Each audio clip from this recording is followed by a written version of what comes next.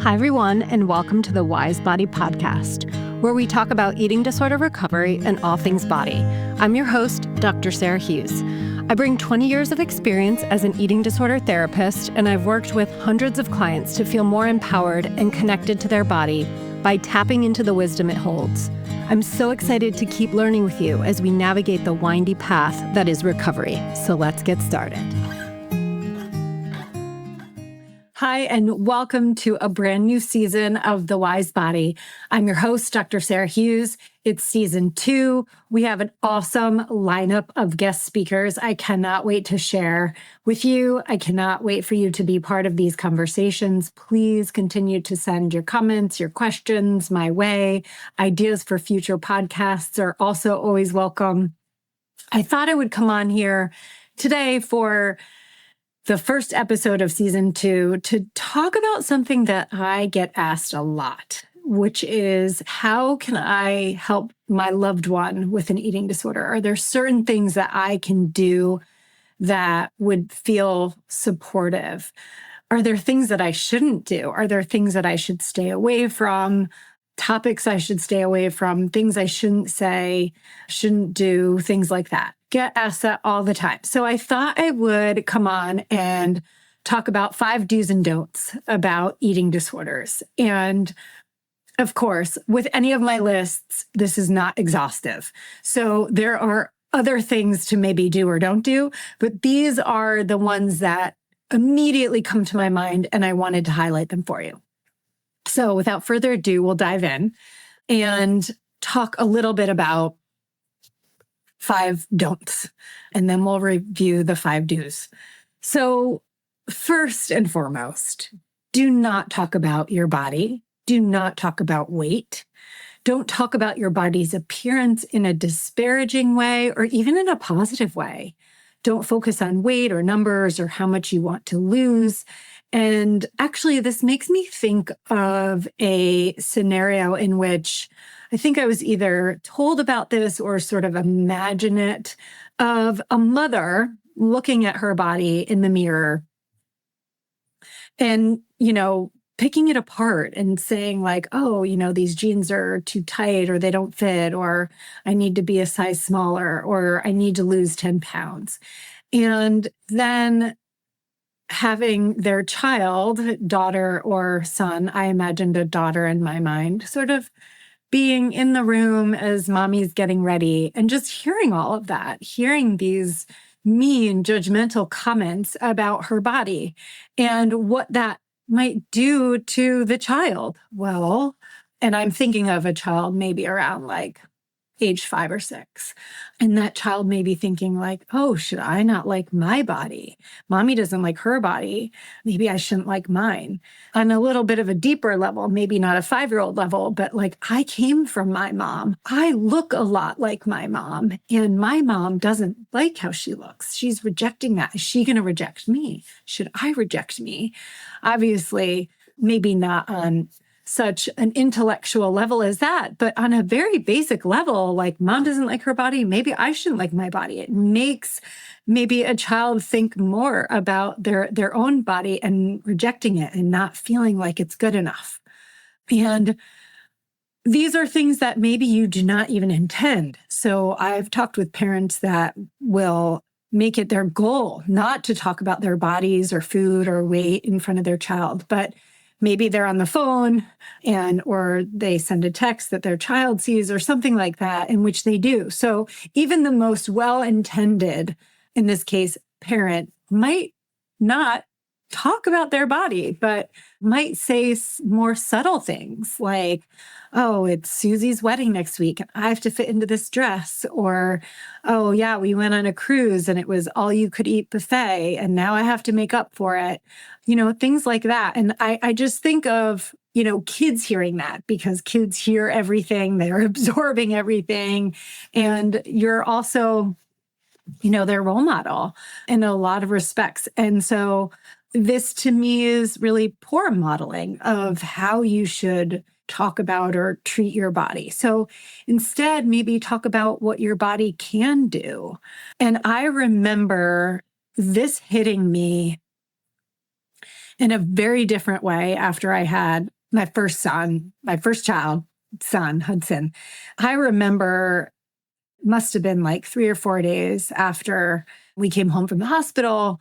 And after I sort of came out of this delirium, I remember just feeling how magnificent my body is, like really having this profound gratitude and respect for my body and what it just did. I grew a human out of, an egg and a sperm in my body, grew like his own body parts, ears, toes, fingers, eyes, brain, heart, right? My body did that.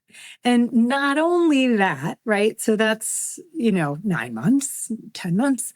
But then I labored and delivered him out of my body, which I think a lot of people know is the most excruciating form of pain. And I labored for 17 hours unmedicated and then could not handle it anymore. And I think it's also been compared to something like all of your bones breaking or something like that. Like it's an excruciating pain that is unimaginable and I think even unbelievable. And I think I've sort of pushed it out of my mind, which I think a lot of women may do, and then have another one, which I ended up doing. But I really just had this deep, profound appreciation and gratitude for my body, for creating a baby, for getting the baby out of my body. And then not only that, but I could completely sustain his life with my body, with breast milk. That just blew my mind for months. For 6 months, I did that until my body stopped producing milk. But my body did that. And I remember, when I came home from the hospital and like looking at women and moms and being like, yeah, I literally praise and bow down to you just for having done that.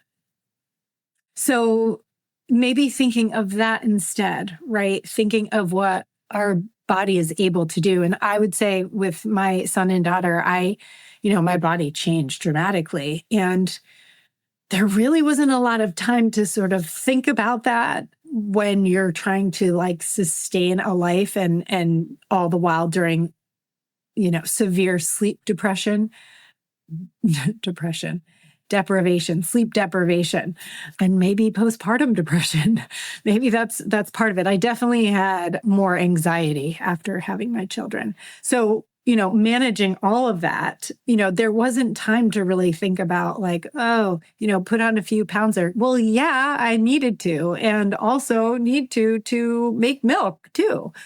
Just taking in a lot of calories to be able to sustain this life that you made. It's just amazing. Anyway, the second don't talk about other people's bodies.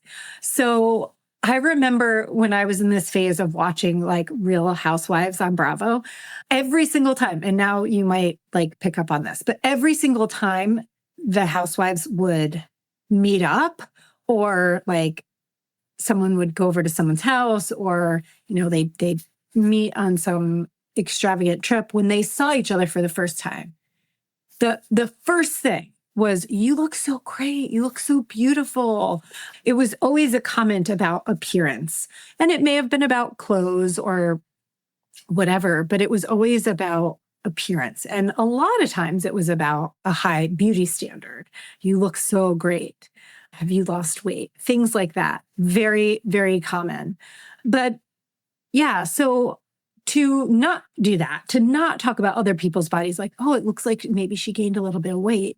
Instead, focus on what your body can do, right? So similar to, growing and birthing and sustaining a life of a baby, think about what your body can do, or think about what that Olympic skier can do, how fast they are, or the gymnast and how strong and creative she is on her floor routine. So, and I also think in recovery, I encourage my clients to focus on this too, which is to think about your strength and your perseverance. And despite what your body has gone through, it wants to survive, and it can, and it's resilient.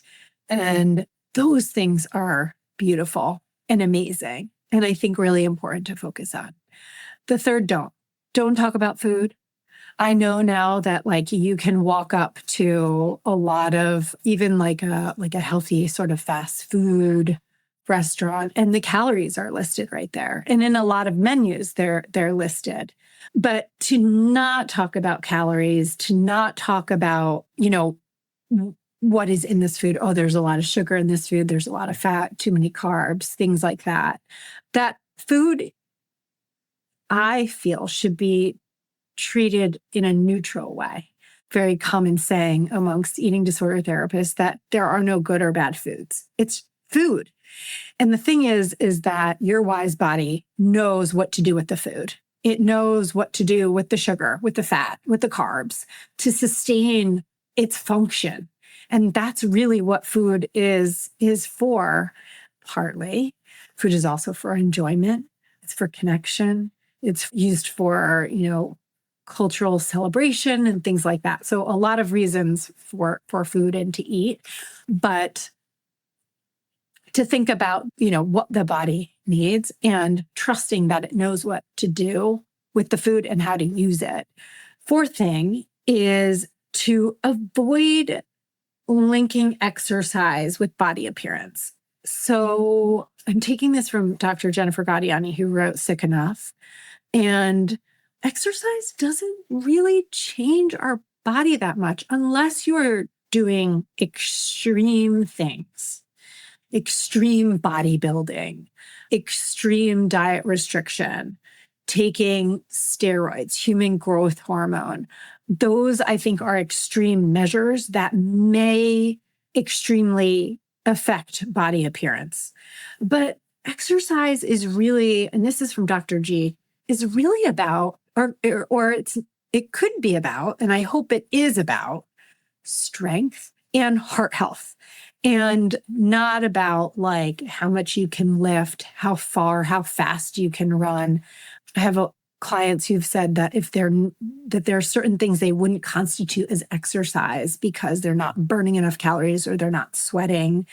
But I think even like thinking about exercise as movement, body movement, and our bodies do like to move and are meant to move. And in fact, sitting and being stationary is not how our bodies are really meant to be. So movement is good for our bodies. It helps our muscles, it helps our bones, right? It hurts my back when I sit too long, right? In fact, I think of this time when I was, there was a few weeks between jobs, and I was, doing a lot more and prepping for this job and maybe doing more errands and things like that. And my back felt so much better than when I was sitting more stationary at a desk. So our bodies are meant to move, and it doesn't need to be in these extreme ways. And I like to use the word movement, body movement, instead of exercise. I think exercise has this connotation that it has to be, like I was saying before, like there has to be some calorie deficit, that we have to burn calories, that we have to sweat. But really, it's about strength, right? Keeping a strong body. For me right now, it's about keeping up with my kids. And that's a lot of my movement right now, but I want to be able to keep up with my kids. So I want to take care of my heart. I want to take care of my muscles and my bones and be strong, and not only for myself, but for them too. I have to keep up with them. So fifth, don't. And this is sort of my miscellaneous section. There are several statements that I would encourage people to stay away from. So to not say, bad foods like, I'm being bad, right? For having this bad food. That's making this association of our worth based on what we're eating. And that, I think, is wrong, because our value is not based on what we eat at all. We have value because we are a human being and we are here. And by eating something, that does not make us good or bad. To refrain from saying things like, I'll pay for this later by going to the gym, or I will engage in some form of compensation, right? I'm going to eat this thing, but I need to make up for it later. I need to sort of punish myself for eating what I did, or this is going to go straight to my butt. Not true, right? Your wise body knows what to do with the food. Also, stay away from things like, oh, this is my cheat day, right? Having a day in which you can eat whatever you want. I hope that's every day.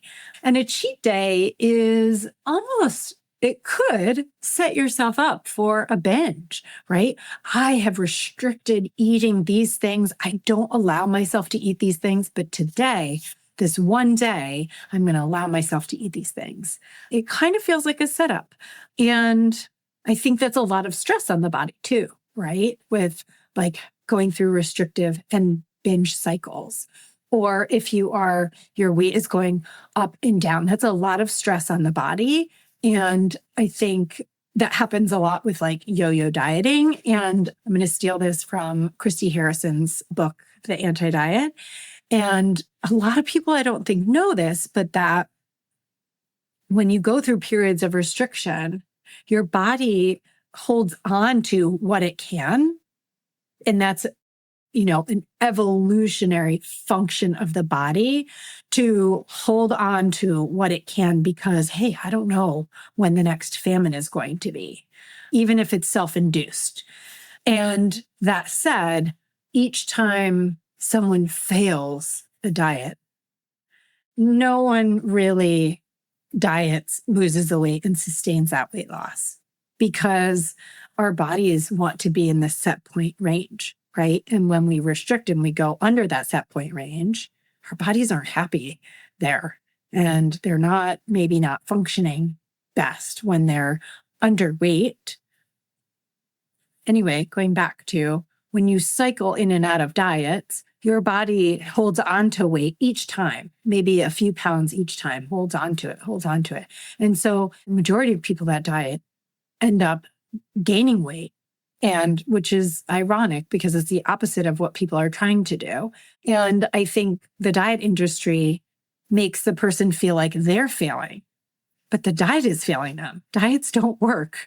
I need the t-shirt. If someone has one, please send me the link. I could probably find one on Etsy or make my own, but yeah, diets don't work. I need that shirt. I'll wear it on the podcast. Anyway, last thing I want to say, sorry, after that whole bucket of things not to say. So it's an extra. I know I said 5. I guess this would be 6. Don't assume it's an eating disorder. So I think, you can't tell when someone has an eating disorder just by looking at them. And if you feel like you can, that's a wild, wild misconception. And I think the media really maybe pushes us to believe that that's so.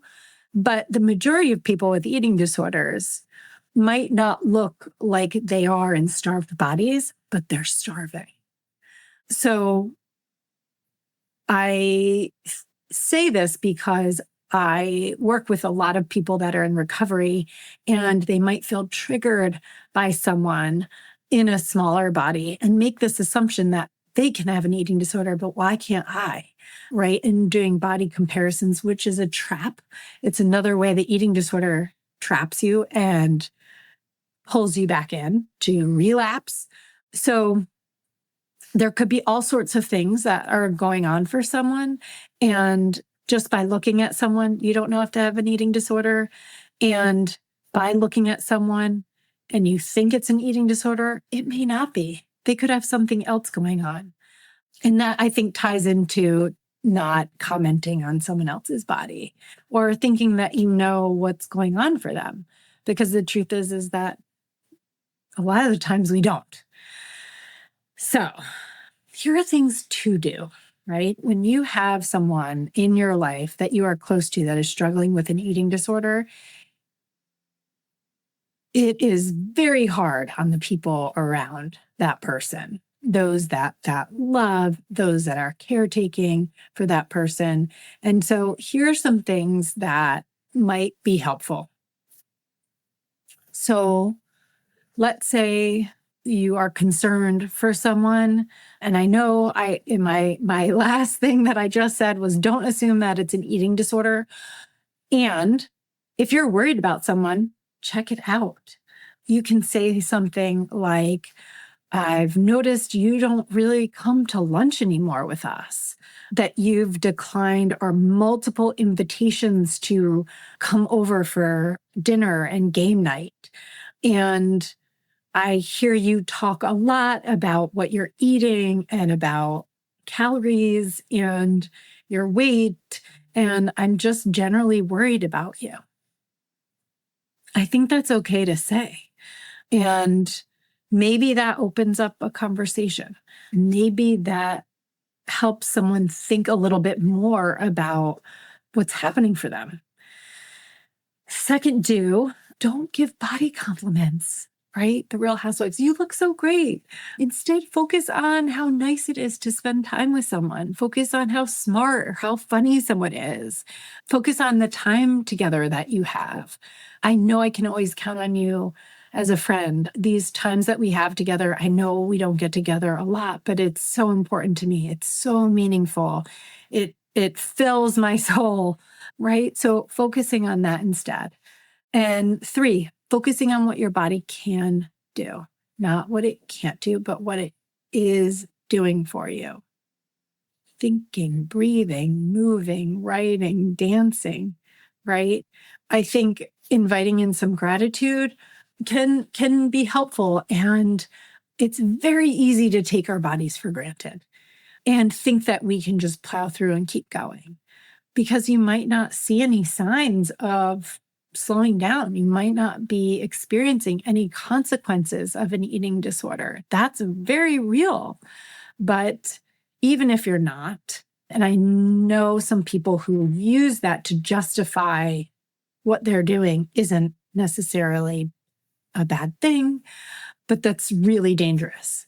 Because if I know that you're not eating enough, or you go through restrictive binge cycles, or you're abusing laxatives, or you're over exercising in place of being social, things like that, that's enough, right? Even if like your blood pressure, pulse, labs, EKG, bone density scan, like even if those are all fine, I know that your body is struggling in some way, even if you can't see it or feel it. And even if it doesn't come up on a lab test.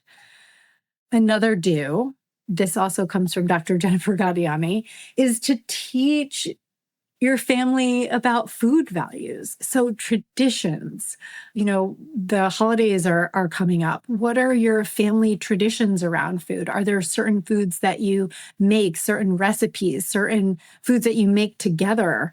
My mom cannot come to holidays unless she's making her potatoes. In fact, I think there was a couple years ago, and she was like, I think I'm gonna try a new recipe. And we were all like, what?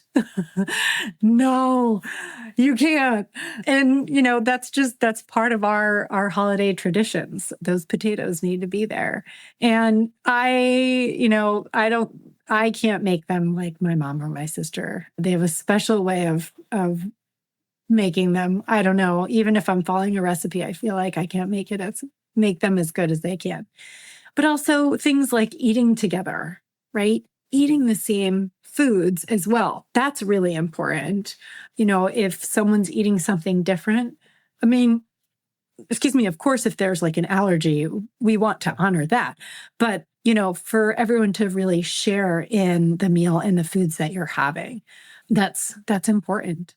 And of course, another exception might be if you have a kid that is absolutely adamant, has tried the thing and will not, then okay, you can quickly grill up a grilled cheese, but as best you can to eat together and eat the same things. That's really important. And I know that was something, in our last episode when my sister and I talked about eating together eating the same foods, that was really important. And that it created a sense of safety and stability, of course, in our home, but also in our bodies. It translated to having body safety too. Number 5, having open conversations about your body and what it can do. So lots of times I've heard this, really young kids, right? Going up to mom or dad, hey, am I fat? Right? And to, rather than like get in attack bear mode, which I understand, how is this coming up? Did someone call you that? What does that mean to you? And just starting a dialogue and using that as, a time for psychoeducation. And I'm also taking this from Dr. G's book. She sort of creates a scene of, a little kid on mom's lap, like poking at mom's belly. You have a big belly, right? Like, yeah, well, mommy's bigger than you, right? So like saying things like that rather than, oh yeah, I know, thanks. I always think that too. And mommy needs to lose weight and things like that, rather than sort of spiraling that way, right? Like, yeah, mommy's an adult. Mommy has a tummy, and keeping it the talk about bodies neutral, right? Mommy has a tummy. Mommy's an adult. That she's in an adult body. But yeah, again, really inquiring about like, what are your friends talking about? What are the conversations about, what does it mean to be fat? And who's saying these things? Or who says that this food is bad or that you shouldn't have it? Starting to have more of those conversations, I think, can be really good. And then my number 6, because I can't stay with 5, sorry. But as much as you can, especially with kids, to delay social media. It leads to instant body comparison. And in this age of skinny talk on TikTok, it can be actually really dangerous, in which eating disorders are romanticized and even encouraged. So I think to really protect our kids, to delay social media, and to also have open dialogue about bodies, what our bodies can do, food, eating together, sharing meals together, and having communication about our bodies and food. Anyways, I will leave it at that. And I hope this short episode 1 of season 2 was helpful. Please comment, please subscribe, and please leave me a review. I would love to hear from you, and thanks for listening. Thank you, everyone, for taking the time to listen in this week. I'm so glad you're here with me as we learn more from our wise bodies and about eating disorder recovery. For more, follow me on social media, and please share the Wise Body podcast with your friends. Lastly, if you're interested in a free client consultation, please reach out on drhughes.com. And remember, always take care of yourself and your temple. See you next time on the Wise Body podcast.